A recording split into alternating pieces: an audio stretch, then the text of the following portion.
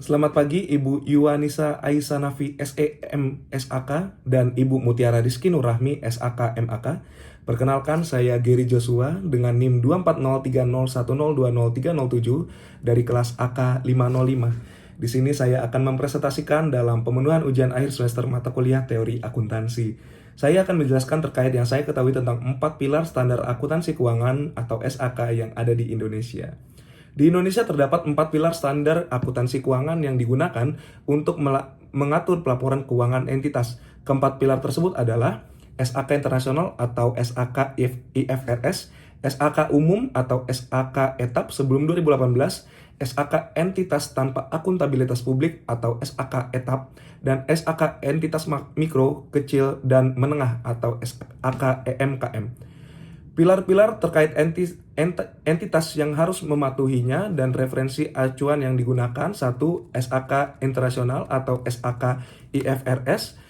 Entitasnya yang harus comply SAK IFRS berlaku untuk entitas dengan akuntabilitas publik atau public accountable entities, yaitu entitas yang memiliki kewajiban untuk menyajikan laporan keuangan kepada publik, seperti perusahaan terbuka atau TBK yang terdaftar di Bursa Efek Indonesia, bank, lembaga keuangan, dan perusahaan asuransi, dan entitas lain yang memiliki kewajiban pelaporan kepada publik. Referensi acuan SAK IFRS mengadopsi International Financing Reporting Standards atau IFRS yang diterbitkan oleh International Accounting Standards Board atau IASB. SAK IFRS diselaraskan dengan IFRS untuk memastikan konsistensi dan komparabilitas laporan keuangan secara global. Yang kedua, SAK umum.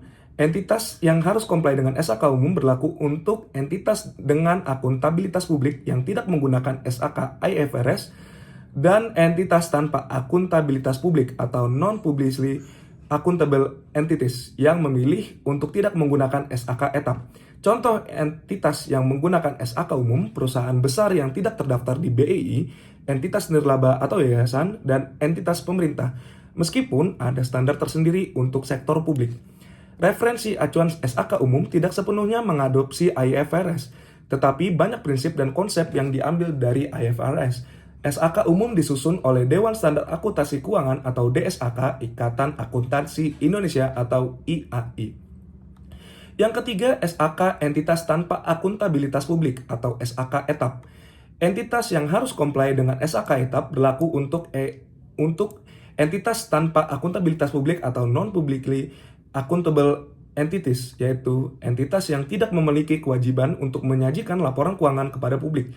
Contohnya, usaha kecil menengah atau UMKM, perusahaan yang tertutup atau tidak terdaftar di BI, entitas yang tidak bergerak di sektor keuangan. Referensi acuan SAK etap disusun berdasarkan IFRS for Small Medium Size Entities atau IFRS for SMEs yang diterbitkan oleh IASB. Namun, SAK etap disesuaikan dengan kondisi lain kebutuhan entitas di Indonesia. Yang keempat, SAK entitas mikro, kecil, dan menengah atau SAK EMKM.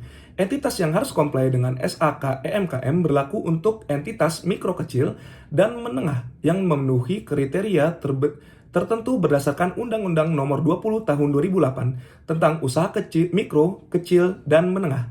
Kriteria tersebut meliputi batasan aset dan omset tahunan. Contohnya, usaha mikro atau misalnya warung toko kecil, usaha kecil dan menengah, misalnya bengkel, usaha kuliner skala kecil. Referensi acuan SAK EMKM tidak mengadopsi IFRS secara langsung, tetapi disusun dengan prinsip sederhana yang mudah diterapkan oleh EMKM. Standar ini dirancang untuk memudahkan pelaporan keuangan bagi usaha kecil yang tidak memerlukan kompleksitas pelaporan seperti entitas besar. Dengan ringkasan yang bisa kita lihat seperti pada tabel di atas berikut ini. Keempat pilar SAK ini dirancang untuk memenuhi kebutuhan pelaporan keuangan berbagai jenis entitas di Indonesia, mulai dari perusahaan besar hingga usaha mikro dengan mempertimbangkan kompleksitas dan kemampuan masing-masing entitas. Kedua, standar akuntansi keuangan atau SAK di Indonesia mengacu pada IFRS atau International Financial Reporting Standards, bukan US GAAP, Generally Accepted Accounting Principles. Berikut penjelasan yang lebih detailnya kenapa mengacu IFRS. IFRS sendiri adalah standar akuntansi internasional yang diterbitkan oleh International Accounting Standard Board atau IASB. IFRS digunakan secara global oleh banyak negara untuk memastikan konsistensi dan komparabilitas laporan keuangan antar negara. Indonesia melalui Ikatan Akuntansi Indonesia atau IAI telah mengadopsi IFRS sebagai acuan utama dalam menyusun standar akuntansi keuangan. Hal ini dilakukan untuk meningkatkan transparansi dan kualitas laporan keuangan, memudahkan perusahaan Indonesia dalam mengakses pasar modal global, dan menyelaraskan praktik akuntansi dengan standar internasional. Perkembangan adopsi IFRS di Indonesia mulai mengadopsi IFRS secara bertahap sejak tahun 2012. Proses adopsi ini melibatkan penyesuaian dan harmonisasi antar lokal, standar lokal dengan IFRS. SAK IFRS adalah standar yang digunakan oleh entitas dengan akuntabilitas publik seperti perusahaan terbuka atau TBK dan lembaga keuangan. Selain SAK IFRS, Indonesia juga memiliki standar lain seperti SAK ETAP berbasis IFRS for SMES dan SAK EMKM yang disesuaikan dengan kebutuhan entitas kecil dan menengah. Perbedaan IFRS dan US GAAP adalah dua standar akuntansi yang paling banyak digunakan di dunia, meskipun keduanya memiliki tujuan yang sama, yaitu menyediakan informasi keuangan yang relevan dan andal. Terdapat perbedaan signifikan dalam prinsip penerapannya, yaitu basis penyusunan. IFRS adalah yang lebih berbasis pada prinsip atau principle base, sedangkan US GAAP lebih berbasis aturan atau rule base. Pengakuan pendapatan. IFRS menggunakan satu standar tunggal atau IFRS 15, sedangkan US GAAP memiliki beberapa standar tergantung industri. Penilaian aset, IFRS mengizinkan penggunaan nilai wajar atau fair value lebih luas dibandingkan US GAAP. Indonesia memilih IFRS karena dianggap lebih fleksibel dan sesuai dengan kebutuhan global.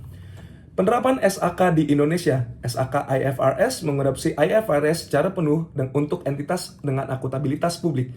SAK ETAP mengadopsi IFRS for SMES, versi sederhana dari IFRS untuk entitas tanpa akuntabilitas publik. SAK EMKM standar khusus untuk entitas mikro, kecil, dan menengah yang disederhanakan dan tidak sepenuhnya mengacu pada IFRS. Standar akuntansi keuangan mengacu pada IFRS, bukan US GAAP. Hal ini dilakukan untuk memastikan bahwa laporan keuangan Indonesia dapat diakui secara internasional dan memudahkan integrasi dengan pasar global. Apakah status standar akuntansi bisa fit for all? Masalahnya adalah satu standar akuntansi tidak bisa fit for all atau cocok untuk semua sejenis entitas. Hal ini karena entitas memiliki karakteristik, ukuran, kompleksitas, dan kebutuhan pelaporan keuangan yang berbeda-beda. Oleh karena itu, diperlukan beberapa standar akuntansi yang disesuaikan dengan jenis dan skala entitas tersebut. Berikutnya, mengapa status standar tidak cukup dan bagaimana Indonesia mengatasi hal ini. Penjelasannya, kenapa tidak cocok untuk semua. 1. Perbedaan ukuran dan kompleksitas entitas. Entitas besar seperti perusahaan terbuka atau TBK atau bank memiliki transaksi keuangan yang kompleks dan membutuhkan standar akuntansi yang detail dan komprehensif seperti SAK IFRS. Di sisi lain, usaha mikro, kecil, dan menengah atau UMKM memiliki transaksi yang sederhana, membutuhkan standar yang mudah dipahami dan diterapkan seperti SAK EMKM. Akuntabilitas publik. Entitas dengan akuntabilitas publik, seperti perusahaan terbuka, wajib menyajikan laporan keuangan yang transparan dan dapat disajikan secara global dan dapat diperbandingkan secara global, sehingga memerlukan standar yang ketat atau SAK IFRS. Entitas tanpa akuntabilitas publik seperti usaha kecil tidak memerlukan kompleksitasnya yang sama, sehingga standar yang lebih sederhana seperti SAK ETAP atau SAK EMKM lebih sesuai. Ketiga, kebutuhan penggunaan laporan keuangan. Penggunaan laporan keuangan entitas besar seperti investor, regulator, dan analisis pasar membutuhkan informasi yang detail dan komprehensif. Pengguna laporan UMKM seperti pemilik usaha dan bank lokal membutuhkan informasi yang sederhana dan relevan untuk pengambilan keputusan. Keempat, biaya implementasi. Menerapkan standar yang kompleks seperti SAK IFRS memerlukan biaya yang tinggi. Misalnya, untuk pelatihan, sistem akuntansi, dan audit. Hal ini tidak visible bagi UMKM yang memiliki sumber daya terbatas. Standar yang disederhanakan seperti SAK MMKM mengurangi beban biaya dan waktu bagi UMKM.